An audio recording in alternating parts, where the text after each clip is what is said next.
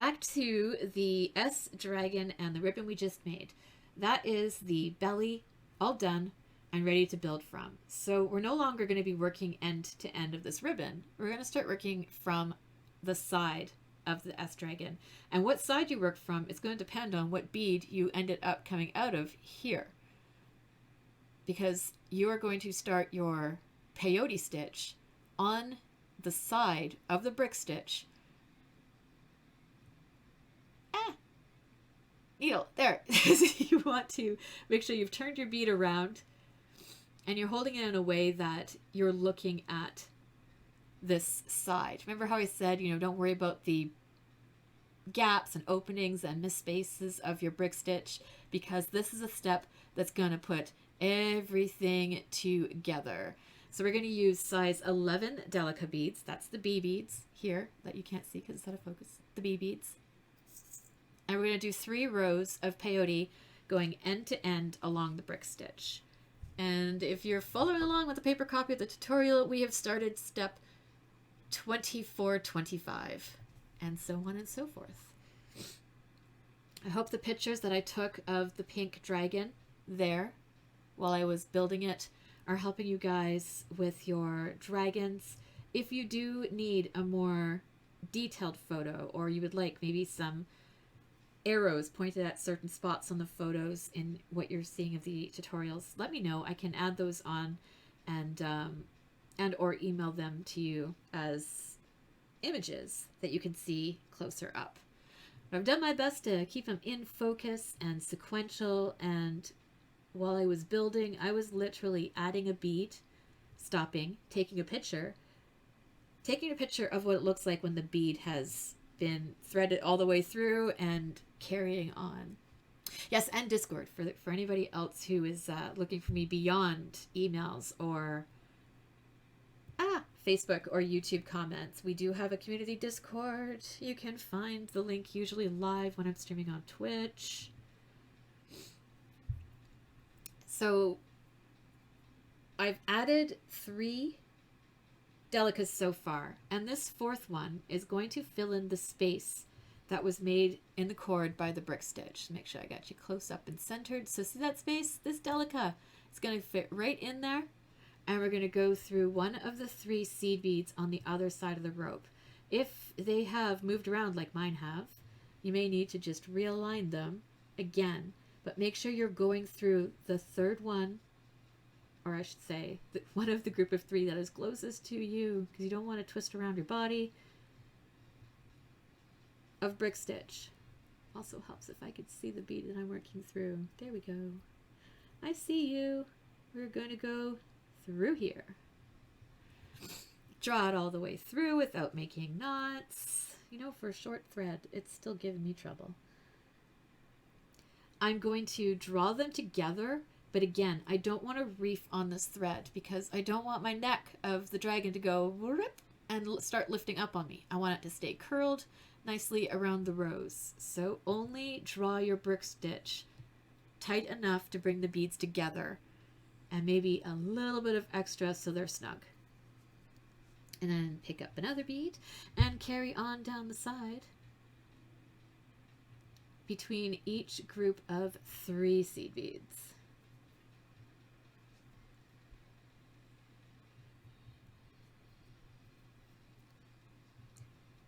Very, very careful to keep your ribbon facing the same direction that you are, and also that you are not doubling up these Delicas by mistake, because it will offset how your spine comes together, and I don't want you guys to run out of beads in your kit.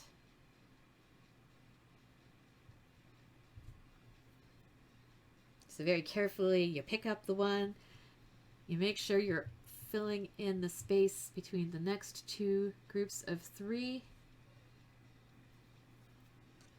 and you pick up another bead and keep going.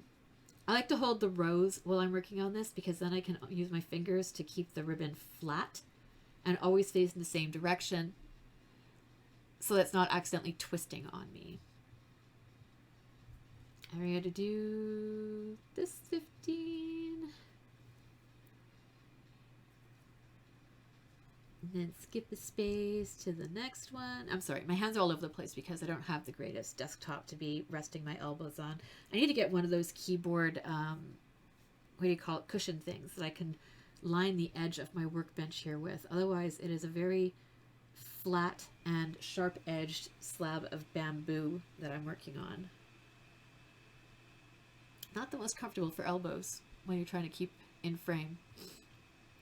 We are not quite at the space, but we are at a group of 3 that's all clumped up on me.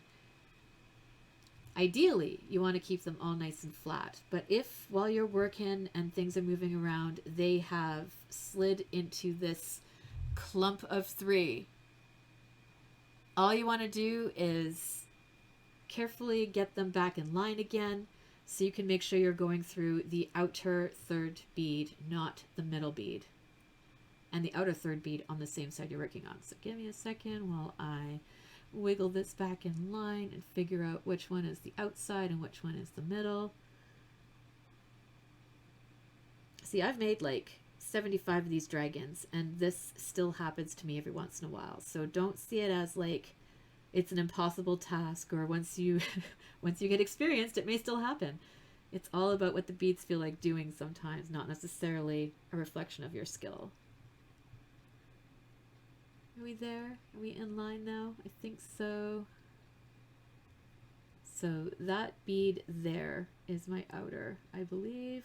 This happened on my pink dragon too, guys.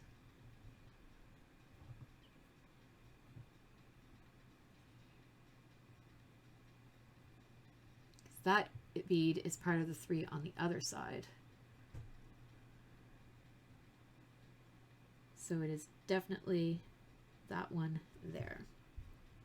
The best part about peyote stitch is how it hides all of this in the brick stitch.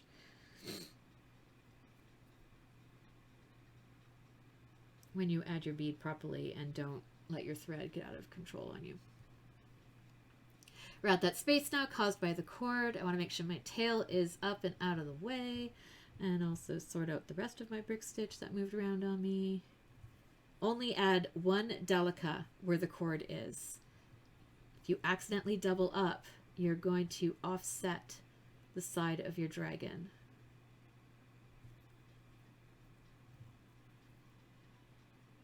And again, snug, but not super tight.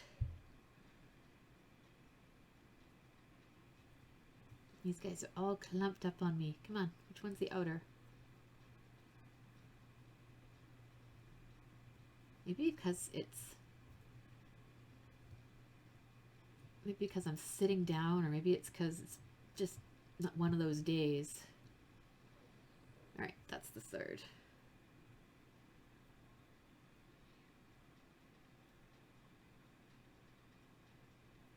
It's just really, really important that you're going through the outer bead in the rows of 3.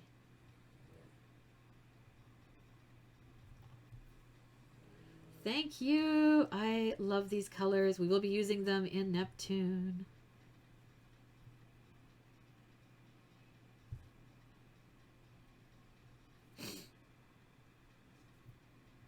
Gotta do one more here. So here's one where my 2 beads have split apart. And if I'm not paying attention, I could accidentally thread this Nymo through that 2nd bead thinking it's a 3rd. But it's not. If I'm counting my rows, then I know that this one should actually be inside in the decrease, and the bead after it is what I should pass my thread through to seat the delica against it. And again, thank goodness for peyote stitch, because it really pushes those offset beads into place again.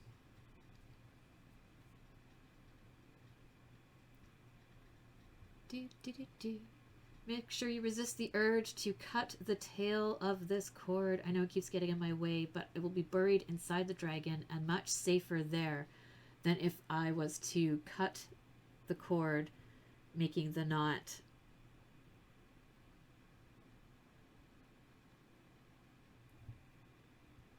at risk of coming undone.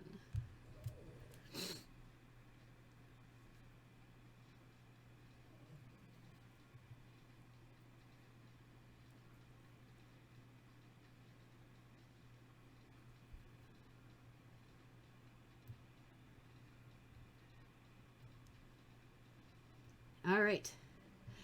One thing I like to do as another, Saren tip for this is I like to roll the beads a little bit in the ribbon. So I'm just carefully moving them into place against the delica and the peyote. And I do this so unconsciously that I think I even forget to mention in my tutorial so far. So I'll go back in and edit and do that.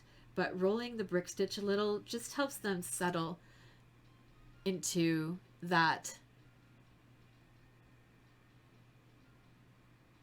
more closely together knit pattern of brick stitch.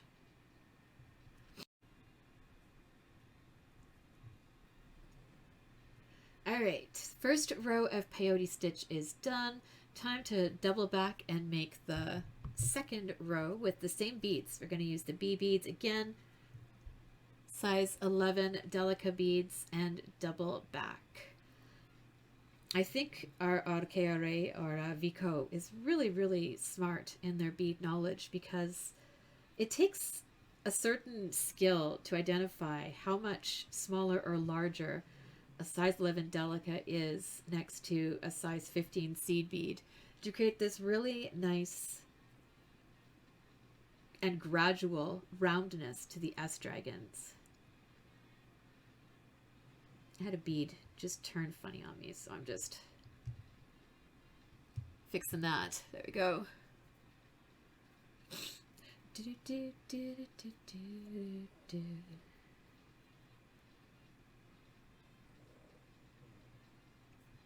And then keep going all the way back to the other side of this row 2. So I've finished with the delicas now. 3 rows peyote stitched on the side of the brick stitch. And it's time to increase the bead size slightly, not too much, to the 11 seed beads. So I'm getting rid of the B's and I'm dragging up the C's. There are so many things in this tutorial that could be suggestive. Please be kind. And we're going to go 3 rows of the size 11 seed beads. I'm also learning my lesson and keeping my beads capped when I'm not using them, because there's been a few times already where I've almost sent my my beads all over my desk when I've snagged on my bead mat there. I just love how satisfying this looks. All the brick stitch openings are closing up. They'll finish closing up when we finish on the other side of the brick stitch, but look how satisfying that is. All lined up, all pretty. I love it. So I'm working on the last row of seed beads before I switch beads again to a larger size. Peyoteing back one end of the ribbon to the other. And it's making this really nice curve as well as I add these beads and try not to twist them up. Because each different bead is larger than the last, it's going to keep curling in as I add to it. But that's what makes you able to join the 2 bodies together at the spine when these are all built up.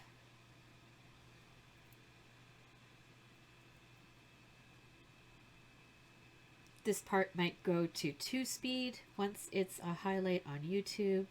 Cal is going to be touching up and editing these things together so that they make sense, as opposed to my streams, which kind of wander all over the place in conversation while I'm working.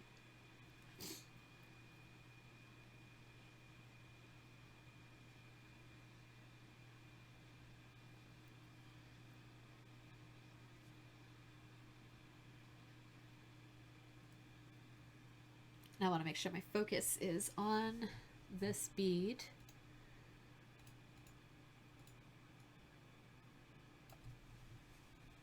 This bead switch we're about to do, it's the last size 11. We're going to switch now to the E beads, which are size 8 seed beads. And I'm doing a color change. Eee, exciting! I tried to give all the kits 2 colors because it makes the dragons stand out more when they have an accent to them. Like the black has purple, so this black rose isn't right against black beads where it would vanish. And in this case, I've got a spine that's going to be mid aqua transparent blue. It's a gorgeous blue. Or medium aqua, I should say. It's a medium aqua as opposed to actual aqua, which is really, really sky blue. No change in technique going back through this 7th row. It's just a different bead. Add the size 8, go through the last size 11, and carry on down this side of the body without catching on all the other beads as you go.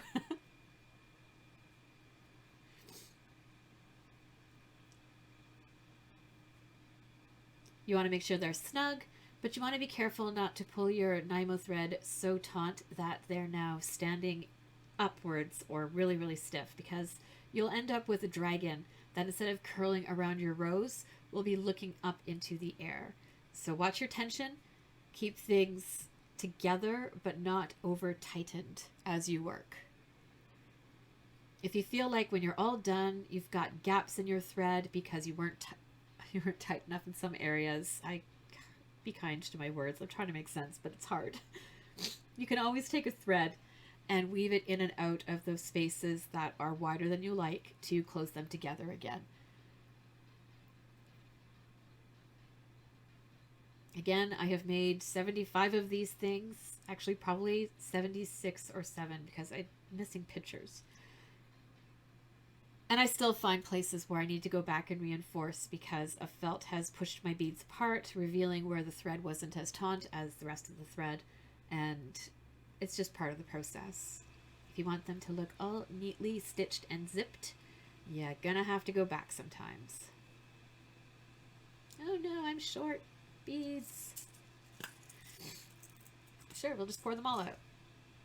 I won't need that many, but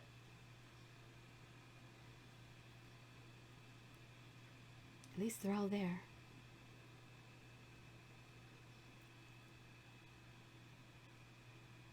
And now we are at the head of the dragon, I believe. Nope. Tail of the dragon. Yep, tail of the dragon. It's pretty important that your tail has the 3 seed bead end and your head has the 2 seed bead end. It's more important for how the head connects than how the tail connects. So in part 2, you'll see why. Again, trust the pattern. Hang in there. It'll all come together and make sense. Will I need that many? No, I shouldn't. But we'll see. So we are heading into step, if I can find it, here. We got the size 8 beads added. That's row 7. So we're going to row 8, step 35 now of the tutorial. If you're following along with the PDF or paper copy. And we're going to be adding 3 different kinds of beads in this row.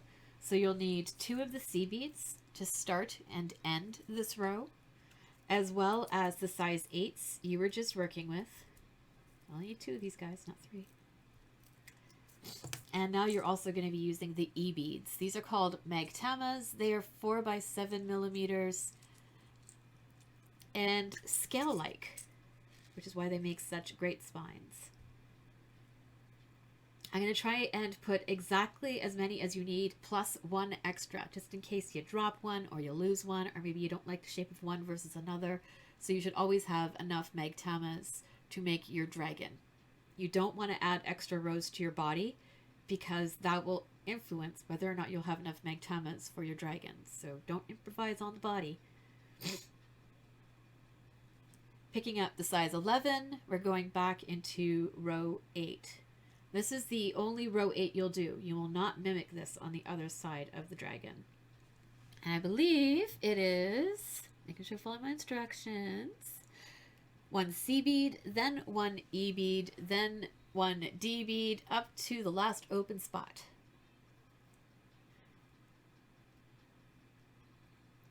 So I'm picking up magatama. Because I'm at the tail end of the dragon, I'm picking up the magatama from what is called the behind.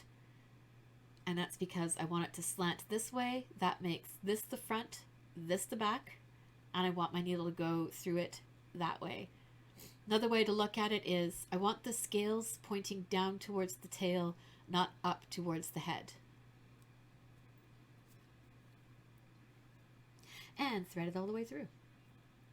Preferably also through the size 8 bead.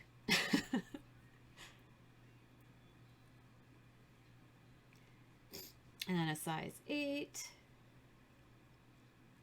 And then a magatama. I'll show you guys what it looks like when you pick it up from front. So I've accidentally picked this bead up from the wrong side. By accident, I mean I deliberately did this. If I was to add it to my spine, it would go in the opposite direction that I want it to. So the point would be pointing at the head instead of down at the tail. So I gotta fix that, grab it from the other side. There's a diagram of this also in the tutorial. And then making sure that it's angled this way, go through the next size 8 bead from the last row. And I'm going to carry on all the way to the end, alternating size D and size E. Do, do, do, do, do.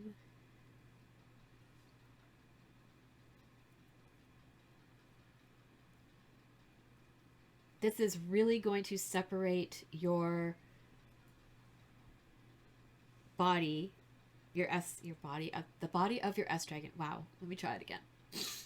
This is really going to separate the spine and cause the dragon to stay fixed in its curl around the rows. Between its increase from the 8 to the magatamas. And nothing else changing, actually. Nothing else changes except the size of the bead. You're not adding an extra row.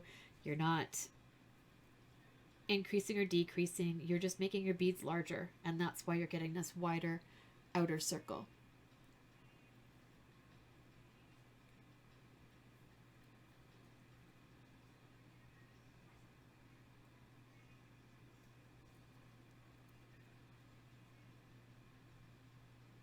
My beads are running away from me. I have noticed that a couple of the magatamas in my kit here are slightly shorter than others, so I'm trying to pick the ones that appear longer overall to keep them as symmetrical as possible. Last magatama.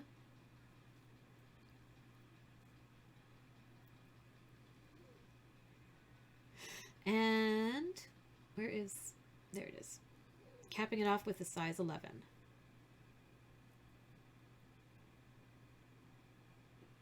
Do, do, do, do, do, do, do.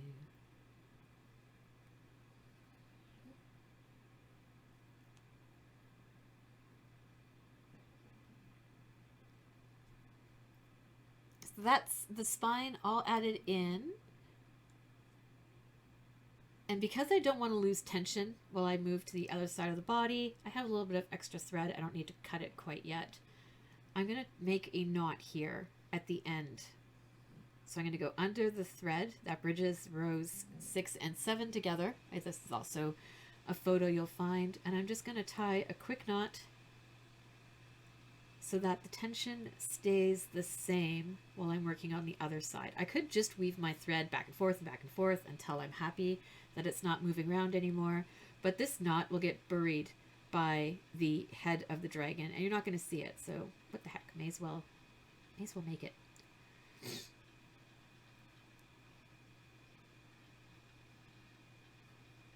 And with the dragon, side 1 all done. It's time to go on to side 2. If you don't have enough thread, you can tie this one off and tuck it out of the way into the dragon body. If you do have enough thread, say you decide to go with more than the 1 yard to start, then you're going to weave your thread in and out of these beads at the end until you get to those 2 size 15 seed beads. My finger keeps catching on the Nymo.